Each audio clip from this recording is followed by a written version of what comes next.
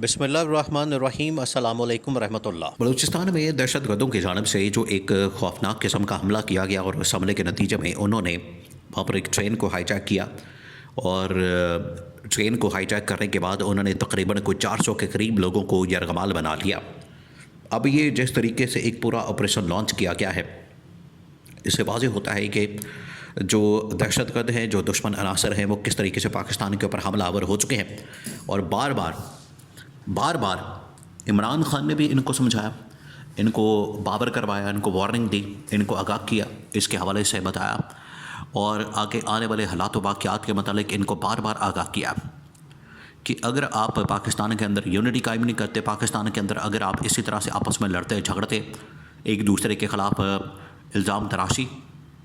ایک دوسرے کے خلاف انتقامی کارروائی کرتے ہیں، خاص طور پر گورنمنٹ کے اندر ہوتے ہوئے آپ اپوزیشن کے خلاف انتقامی کارروائی کرتے ہیں، تو اس کا نتیجہ بہت برا نکلے گا۔ اور آج دیکھ لیں کہ پاکستان کے اندر اتنا بڑا واقعہ پیش آ گیا۔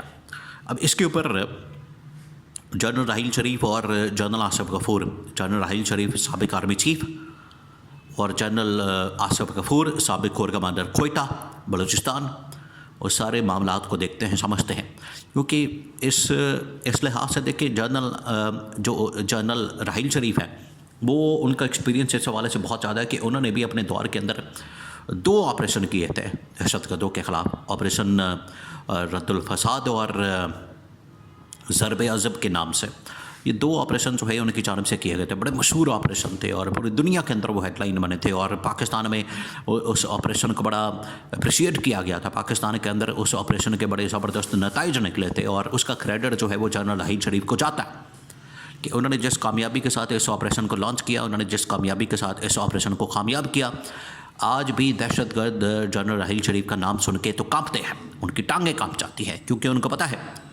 کہ ان کے لیڈروں کو یا ان کے سرغناؤں کو کیسے یہاں پر جہنم حاصل کیا گیا تھا۔ اسی طرح سے جنرل آصف غفور کے زمانے کے اندر بھی بلوچستان کے حالات کو بڑے اچھے طریقے سے کنٹرول کر کے ہینڈل کیا گیا۔ وہاں پر جتنے بھی علیحدگی پسند لوگ ہیں یا دہشت گرد ہیں، ان کا صفایا کر دیا گیا۔ لیکن دونوں کو جانے کے بعد پاکستان کے اندر دوبارہ سے یہ ایک جن نکل چکا ہے، جس کو یہ کہتے ہیں عمران خان کے کھاتے میں ڈال دیتے ہیں۔ دیکھیں 2 چیزیں ہیں، یہ واقعہ ہوا ہے۔ اب اس واقعے کی وجہ سے بجائے اس کے کہ گورنمنٹ اپنی اس واقعے کی ذمہ داری قبول کرے اور اس کے اوپر جو ہے وہ عوام کو اعتماد میں لے، عوام کو آگاہ کرے یہاں کے حالات و واقعات کے متعلق، گورنمنٹ تو اس کے بارے میں بالکل خاموش ہے، بالکل خاموش تماشائی بنی ہوئی ہے، تماشا دیکھ رہی ہے، اور ان کو سمجھ نہیں آ رہی، ان کو پتہ ہی نہیں لگ رہا کہ دہشت گردوں نے کتنا بڑا حملہ کر دیا ہے اور پاکستانی قوم ان کی طرف دیکھ رہی ہے اور یہ کیا کر رہے ہیں۔ اب آپ ان کی حرکتیں سنیں، ان کی جانب سے کیا کیا جا رہا ہے۔ ان کی جانب سے پھر سے پی ٹی آئی کے اوپر حملہ کر دیا گیا کہ پی ٹی آئی یہ کر رہی ہے، پی ٹی آئی وہ کر رہی ہے۔ وہی حسب روایت، حسب سابق ان لوگوں نے کیا کیا ہے کہ پی ٹی آئی کو نشانہ بنانا شروع کر دیا۔ بھائی پی ٹی آئی کا اس میں کیا تعلق واسطہ ہے؟ پی ٹی آئی تو آپ کو آگاہ کرتی رہی، پی ٹی آئی تو آپ کو بتاتی رہی، پی ٹی آئی تو آپ کو اس حوالے سے سمجھاتی رہی کہ آپ ان چکروں میں مت پڑیں، ان معاملات کے اندر نہ جائیں، اور پاکستان کے اندر جو صورتحال بن چکی ہے اس کو بہتر کریں۔ اگر آپ اس کو بہتر نہیں کرتے تو پھر دشمن طاقتیں آپ کے اوپر حملہ آور ہو جائیں گی۔ تو گورنمنٹ بجائے عوام کا اعتماد میں لینے کے، گورنمنٹ بجائے اس حوالے سے آگاہ کرنے کے، یہ کیا کر رہے ہیں کہ عمران خان کے خلاف، یہ پی ٹی آئی کے خلاف پروپیگنڈا شروع کر دیا گیا ہے اور اس کے اوپر حملہ کیا جا رہا ہے، اور پی ٹی آئی کے سوشل میڈیا کے اوپر چڑھ دوڑے ہیں۔ آپ کے خلاف تو کیمپین جو ہے وہ دنیا کے اندر ہو رہی ہے اور انڈیا آپ کے خلاف پروپیگنڈا کر رہا ہے، اس کا مقابلہ جو ہے وہ پاکستان کر رہا ہے، اور اس کا مقابلہ جو ہے وہ پی ٹی آئی کا سوشل میڈیا کر رہا ہے۔ وہ جواب دے رہے ہیں، آپ تو جواب دینے کی سخت ہی نہیں رکھتے، نہ آپ کے پاس میڈیا ہے، نہ آپ کے پاس سوشل میڈیا کے اوپر پریزنس ہے۔ آپ نے تو پاکستان کے اندر سوشل میڈیا کی ویب سائٹس اور پلیٹ فارمز ہی بند کیے ہوئے، بین کیے ہوئے، پابندی لگائی ہوئی۔ تو عقل کے ناخن لیں، ہوش کے ناخن لیں، عقل سے کام لیں۔ دنیا کہاں سے کہاں چلی گئی ہے اور آپ ابھی انہی چکروں کے اندر پڑے ہوئے ہیں۔ اب ان کی جانب سے مشورہ دیا گیا، ایک تو یہ کہ D G I S P R کی جانب سے 1-2 دن پہلے ہی کنفرم کر دیا گیا کہ آپریشن کلین اپ مکمل ہو گیا، وہاں پر تمام کے تمام دہشت گردوں کو جہنم حاصل کر دیا گیا، ان کو ان کے منطقی انجام تک پہنچا دیا گیا۔ لیکن وہاں پر کچھ ہلاکتیں ہوئی ہیں، وہاں پر عام شہریوں کو بھی نقصان پہنچا ہے، اور وہاں پر فوجی جوانوں کو بھی نقصان پہنچا ہے،